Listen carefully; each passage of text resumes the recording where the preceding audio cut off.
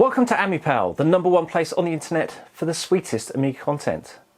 This episode is about 3D games. I'm not talking about simulators. I'm talking about games which feature like a 3D landscape on like a black background, and then your character is followed by the camera which scrolls over the landscape like so. Not really sure how else to describe it. It's not games like Powermonger and Populous, which have a 3D landscape that you scroll around.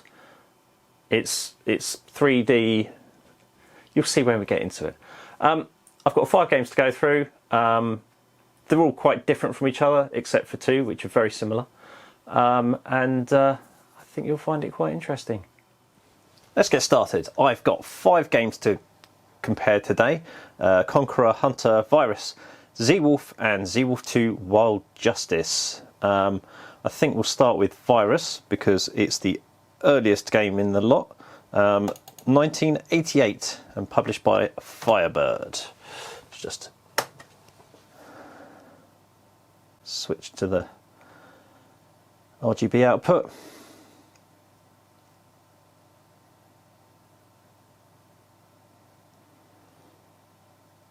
Okay, let's go.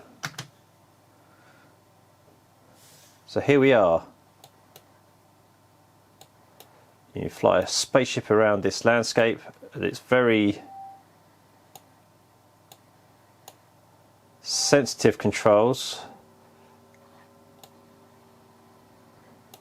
Just doing it by mouse here. The idea is that you're supposed to, it's a bit like 3D Defender in that you've got to stop aliens going onto the landscape. But the thing is, whoop, it's not very easy to control. The mouse control is incredibly sensitive.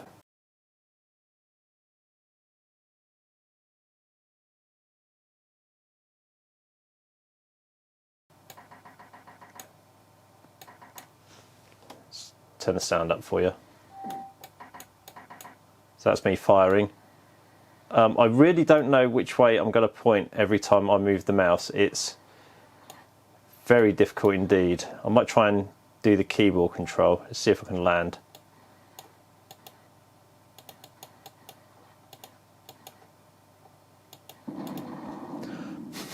Let's start from landing, shall we?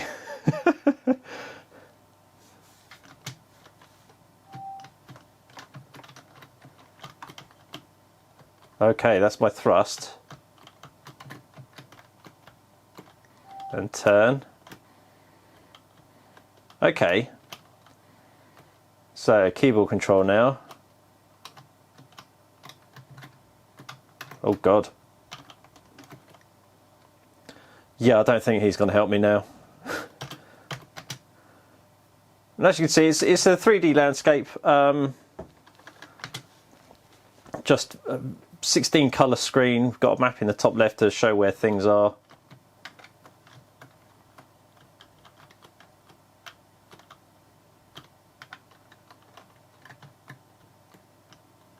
Right, that's turning. That tilts me forward.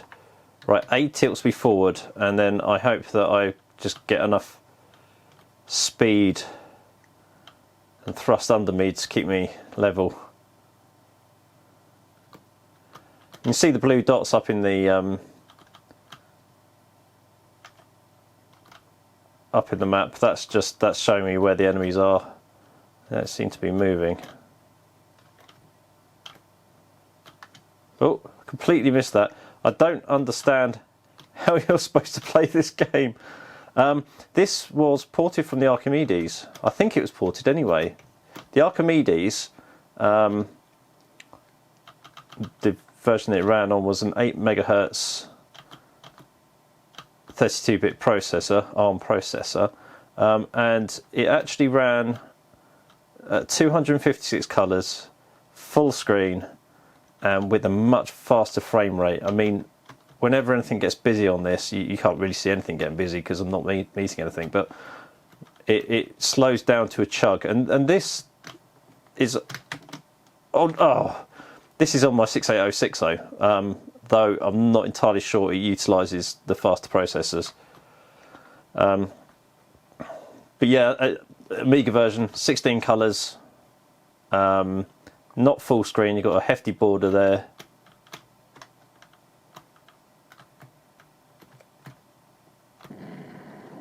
Oh no. So that's Virus, ladies and gentlemen. Next up is Conqueror. This is a World War II tank game.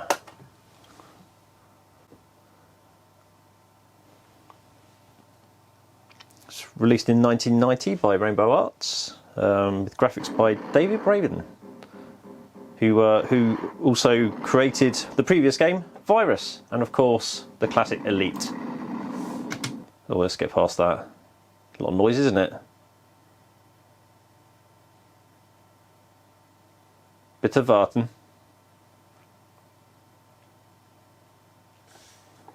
We'll go with English because my German isn't that great. We'll stick with the arcade game. Let's hit F10 so at least I can see what the keys are. So H is forward, K is forward, and oh, bottom. Let's try again, shall we? Because that you basically, it won't let you go back up once you've got into this. And then we'll do those, and we'll do those.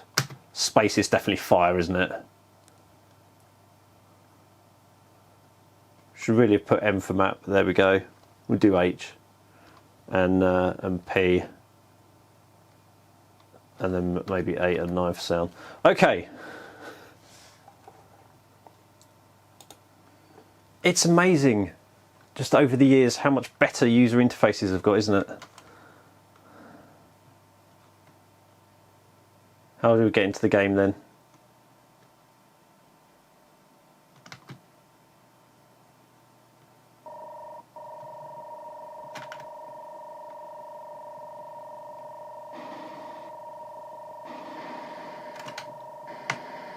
What's going on?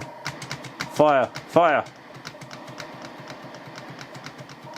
There are 3 tanks on me. I don't seem to be going anywhere here. Why haven't they destroyed me? There we go. Now, I think I've discovered an issue here. This turns me, so both at the same time should make me go forwards.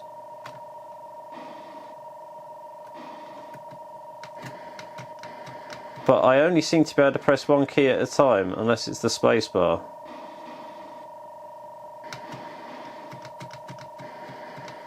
Yeah, I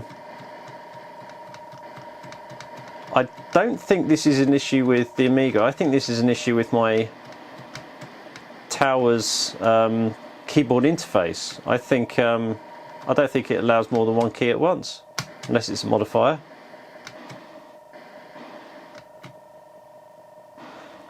As you can see, it looks all right. It usually plays all right. I remember playing this decades ago on the Atari, on a friend's Atari ST. Never owned it myself until I got it onto WHD load. But maybe I'll plug in my other A1200, so it's just the A1200 keyboard rather than having an external keyboard like my tower does, because this you can't play the game like this.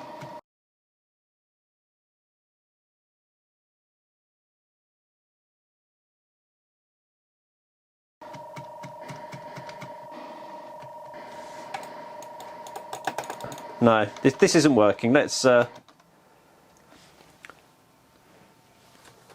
something else, shall we? Let's move on to Hunter. This 1990 by Activision.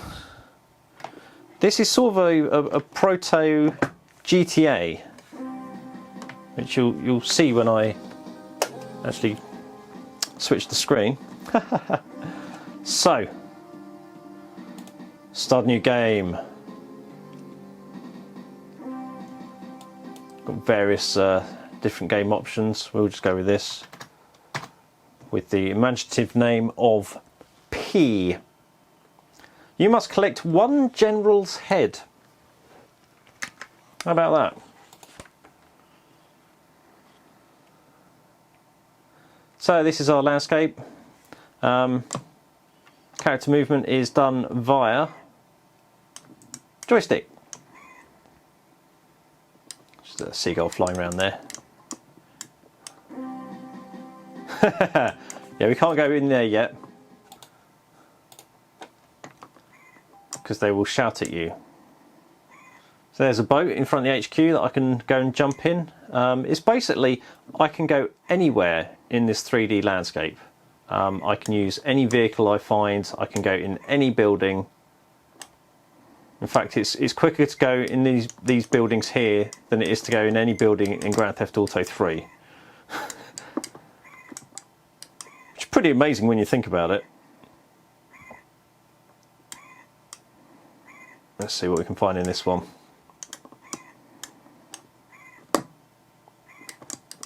More stuff.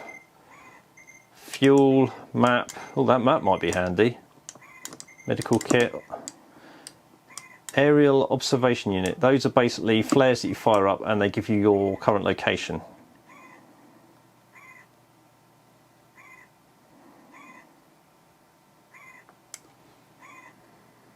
Now I think all I'm on with is a pistol.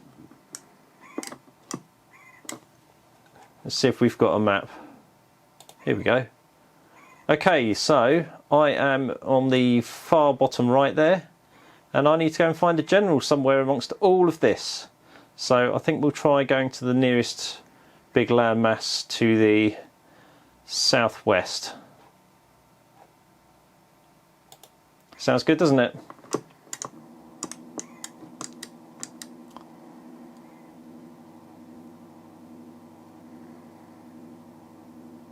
And we'll see what we can find here. Okay, you have to turn the engine off, otherwise it will keep running and you'll waste fuel. Something else that you need to keep track of. You can zoom it in and out a bit. Let's go out a bit so we see a bit more of our landscape. And we'll see what we find here. Oh, hello, we've got another boat. Good to know, because we don't want to run out of fuel. Ah, here we go, a jeep.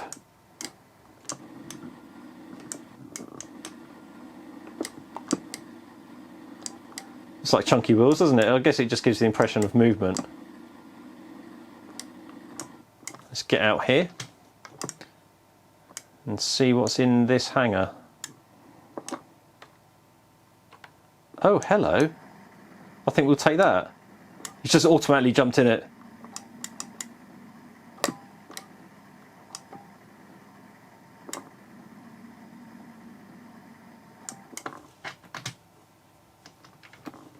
Let's see what we can, if we actually can go into tents. I don't know if we can actually. No. Just fire my gun through the entrance. Finish off anyone in there. Could be the general, couldn't it? Right, one thing we can do, because we kind of know where things are because of the map, but we don't have any localized data. So we fire off one of these flares, and it gives us this more detailed map, but only over a specific area. Okay, so there's a person just to the west of me. Any guns? No. Structure. Plenty of buildings, and a few more vehicles about as well, but we won't know what they are until we actually get near them. So I think we'll carry on going west and see if we can see what this person... Whoa! Completely trounced that guy, didn't I?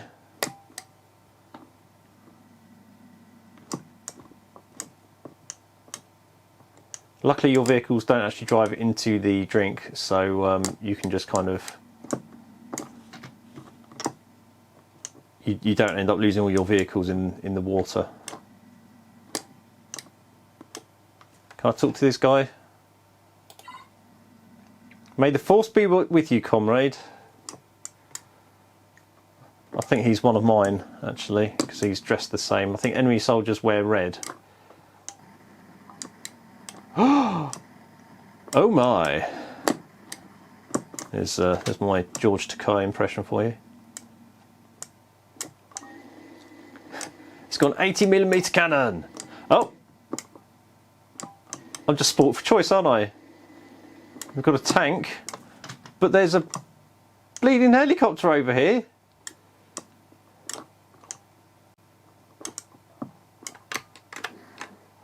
Which I don't know how to get airborne. So I'm sure I probably need to read up on the controls for that, which is pretty much a given on this channel, isn't it? I need to read up on the controls.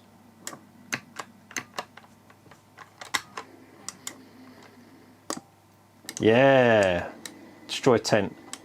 This probably uses loads of fuel to get about, so let's go for another one of these. Okay, there seem to be a lot of things over to the left. Not seeing any more people though, so we'll go and check out those buildings to the left, I think.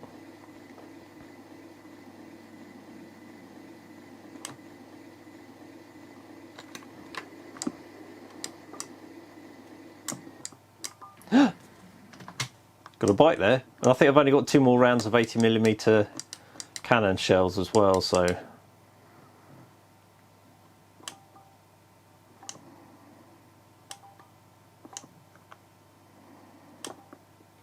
Not let me in that one, just kicking me straight out. Let's see if I can go in this one.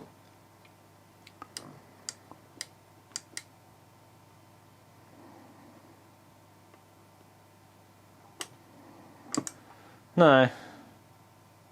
There's another place all the way over there in the background though. I might jump on that bike and go and visit.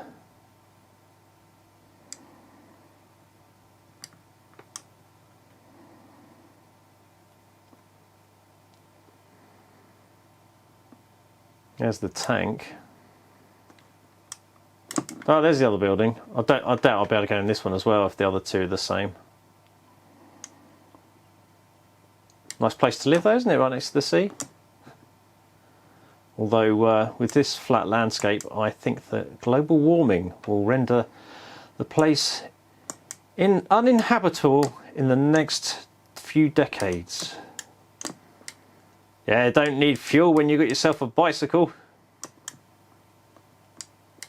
I think I've probably done more miles on this already than I've done on my one in the whole of 2020.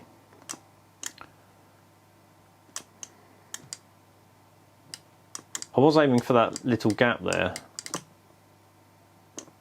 There we go.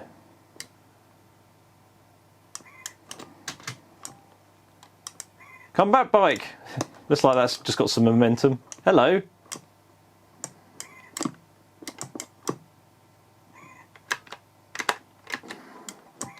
I'm assuming that's some kind of disguise, but I can't pick it up.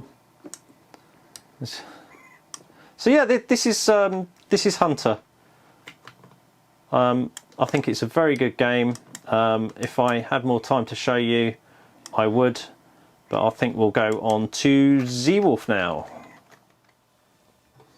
Right, the fourth game is Seawolf, which was a 1994 game developed by Binary Asylum and published by Empire.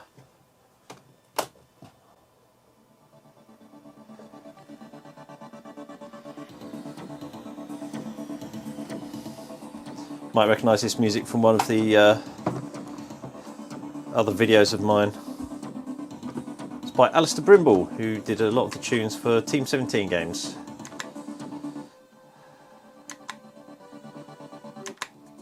Okay, so Seawolf is similar to Desert Strike really, that you fly a helicopter around, you pick up people, you complete objectives, you destroy enemy material and vehicles. So here it is, the Seawolf helicopter. We've got 3 different types of weapons. We've got rockets, air-to-air missiles and cannon. And you can see it's a bigger landscape than with the other games so far. And our mission here is to destroy some enemies that are advancing on our base. So this is the map menu, map screen. You can see where things are, you can see our objective and the amount of weapons we've got. It doesn't pause though, it still flies. It's always a bit of a pain to get out of this though. There we go. Right.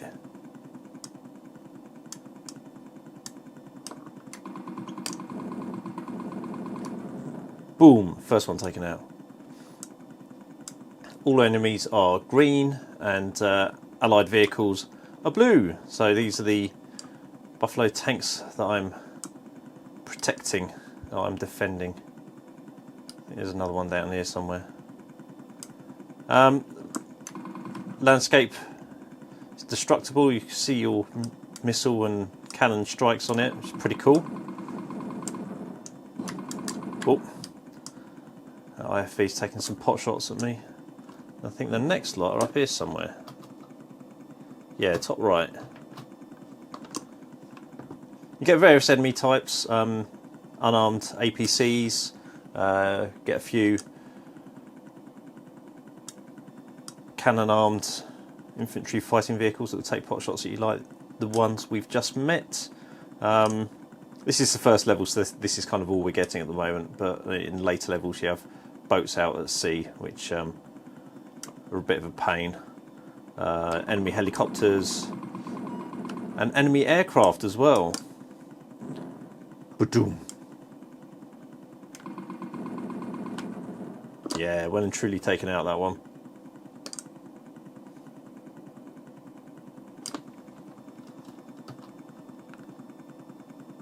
Well, I think I've knocked all of them out.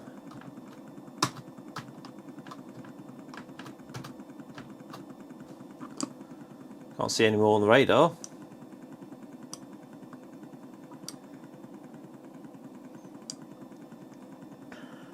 Maybe there are a few more hiding around the islands. Landscapes tend to be all the same on this one. On the first Seawolf, they're this kind of green European theatre, surrounded by water. But you do get different levels. So unlike Desert Strike, where you're basically constrained to, I think it's like 4 maps, is it? That you have to go around and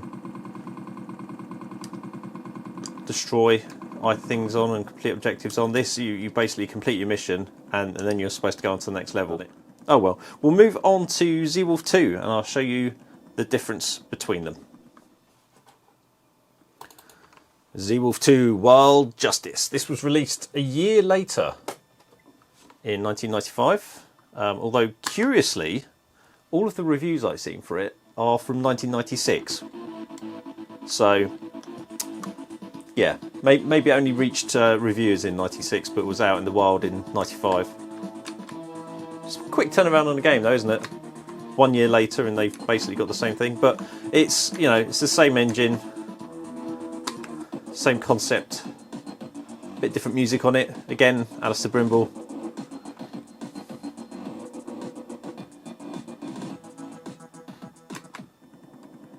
So, same idea, we've got the Seawolf helicopter, slightly different HUD this time. But curiously,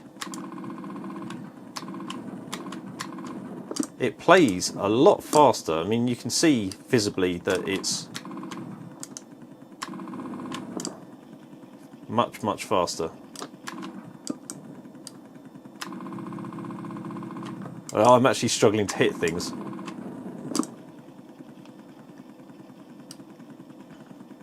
Whether that's because it supports faster processors a bit better than the first game, which the first game ran okay on an A500, but really you needed an A1200 to get some proper frames out of it. Yeah.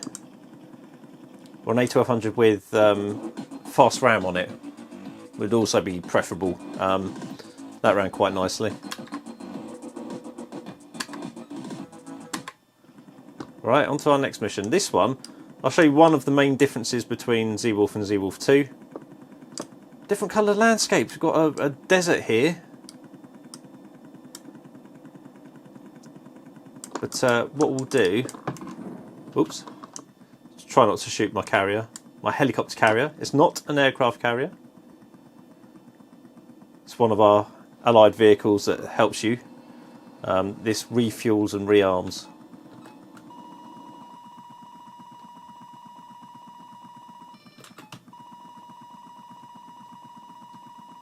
We'll just stock up on everything that we can.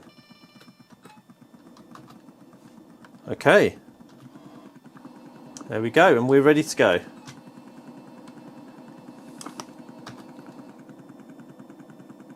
Right, we need to locate some men. Oops.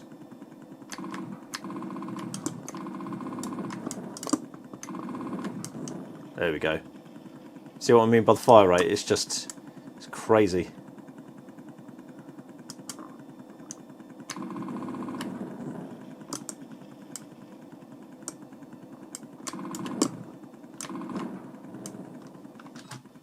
Let's go for some missiles and see if we can take out these buildings.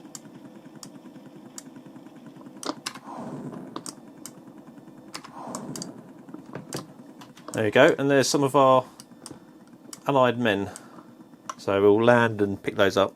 I do like the changes in the trees and everything when you go between different levels on this. You know, they seem to be tropical here. Really can't hear anything. Whoa!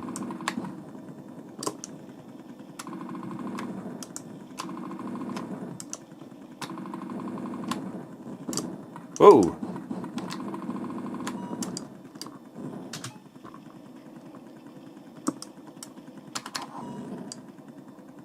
The wellhead taken care of. You get like ice levels on this as well.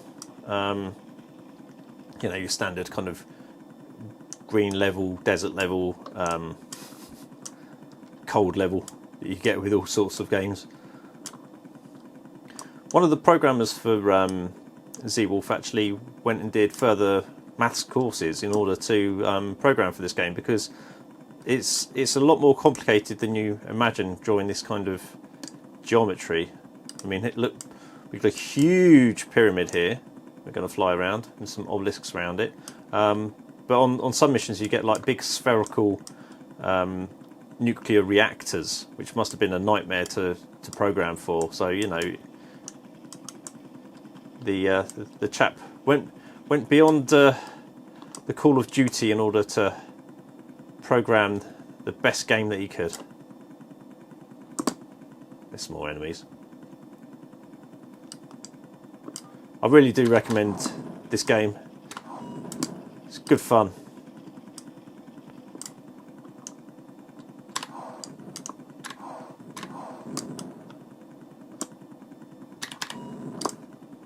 Whoa! I think we'll land for that one as well. Come on. Slowly getting down. Oh, there might be another building in front of me. Perhaps. We'll see. It's one thing about these games. You do get like a limited viewpoint on things. Got another one here. There we go. There's a blonde chap. Blonde chap! Come and jump in the helicopter!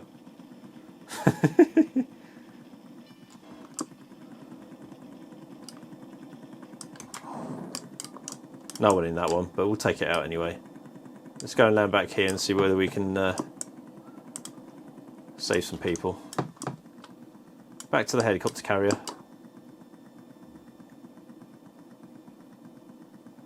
See, very much like Desert Strike in that you return your people back to friendly naval force out in the Gulf. And that, my friends, is Seawolf 2. And that's it. I think out of the 5 games we've played, well, 4 and a bit, yeah, I think Hunter's probably the most ambitious. It's a proto GTA in the sense that you can go anywhere and do anything and nick whatever vehicles you want in order to accomplish your mission. But in terms of the best game to play out of those, I'd have to say Seawolf. It's a classic, basically. It's got a great frame rate to it, particularly if you've got an A1200 or an accelerated 1200 does even better. Bung some fast RAM in a 1200 and it pays dividends for games like this. Seawolf 2, I haven't played nearly enough Seawolf 2 compared to the original game, but it's pretty much more of the same with a bit more varied landscapes. I think it actually probably runs a bit faster than Seawolf. Not sure why, but yeah, Seawolf I think is the better of the 5, just because it's good looking, it moves fast, it plays well, it's bombastic. Give it a go if you haven't tried it. Anyway, if you've got any ideas or comments about this episode, bung them in the usual place below. And thanks for watching. Cheers.